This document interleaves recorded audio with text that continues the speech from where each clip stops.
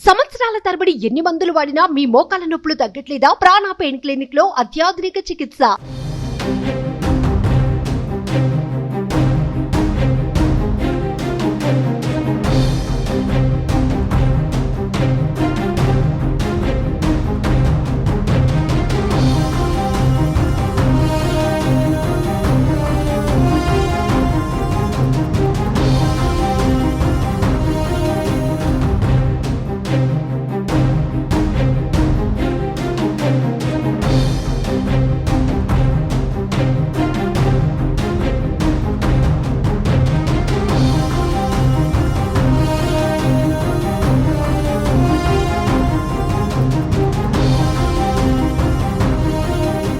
చరిత్రలో ఎప్పుడూ లేని విధంగా భారీ వరదలు బెజవాడ వాసులను బెంబేలెత్తించాయి.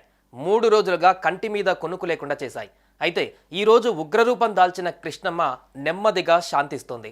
నిన్న విజయవాడ ప్రకాశం బ్యారేజ్ వద్ద 11.43 లక్షల క్యూసెక్కుల నీటి ప్రవాహం ఉండగా ప్రస్తుతం 8.71 క్యూసెక్కులుగా నీటి ప్రవాహం కొనసాగుతోంది. ఈ మధ్యాహ్నానికి నది నీటి మట్టం మరింత తగ్గుతుందని ఇరిగేషన్ అధికారులు వెల్లడించారు.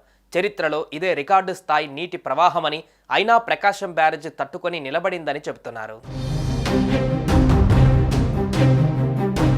మరోవైపు బుడమేరు కాస్త శాంతించింది. నిన్నటి వరకు బుడమేరు మహోగ్ర రూపం దాల్చింది. బుడమేరు డిజైన్ కెపాసిటీ 15,000 క్యూసెక్కులకు మించి వరద నీరు వచ్చింది.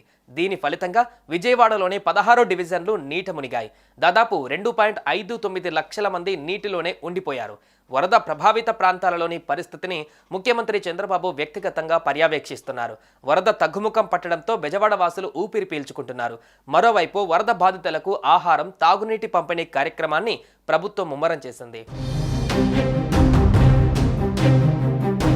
సోమవారం నాడు ఎగువ నుంచి కొట్టుకు వచ్చిన 5 పడవలు బ్యారేజీ గేట్లకు అడ్డుపడ్డాయి. వాటిలో ఒకటి వరద ధాటికి దిగువ ప్రాంతానికి కొట్టుకుపోగా ఇంకా 3 పడవలు అక్కడే ఉన్నాయి. వాటిలో ఒకటి గేట్ల కింద భాగంలో చిక్కుకుంది. బ్యారేజ్ను పడవ బలంగా ఢీకొట్టడంతో గేట్ కౌంటర్ వెయిట్ ధ్వంసమైంది. దీంతో మరమ్మతులపైన దృష్టి పెట్టిన ప్రభుత్వం ఇటీవల తుంగభద్ర జలాశయానికి స్టాప్ లాక్ ఏర్పాటు చేసిన సీనియర్ ఇంజనీర్ కన్నయ్య నాయుడిని విజయవాడ పిలిపించింది. పడవలు అడ్డుపడడంతో ప్రకాశం బ్యారేజ్ గేట్లకు ఏర్పడిన నష్టంపైన ఆయన నేరుగా పరిశీలించారు. కన్నయ్య నాయుడు సూచనలతో పిల్లర్, గేట్స్ రిపేర్ చేపట్టింది ప్రభుత్వం. బోటు ప్రమాదంతో బ్యారేజ్కి ఎలాంటి డ్యామేజ్ జరగలేదని, కౌంటర్ వెయిట్ మాత్రమే ధ్వంసమైందని కన్నయ్య నాయుడు తెలిపారు.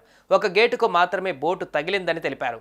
ఒక్క గేటుకే సమస్య ఏర్పడినందున మిగిలిన గేట్లు ఎత్తేందుకు ఎలాంటి సమస్య లేదన్నారు. సుమన్ టీవీలో మీ పర్సనల్ అండ్ బిజినెస్ ప్రమోషన్స్ కోసం కింది నెంబర్కి కాంటాక్ట్ చేయండి.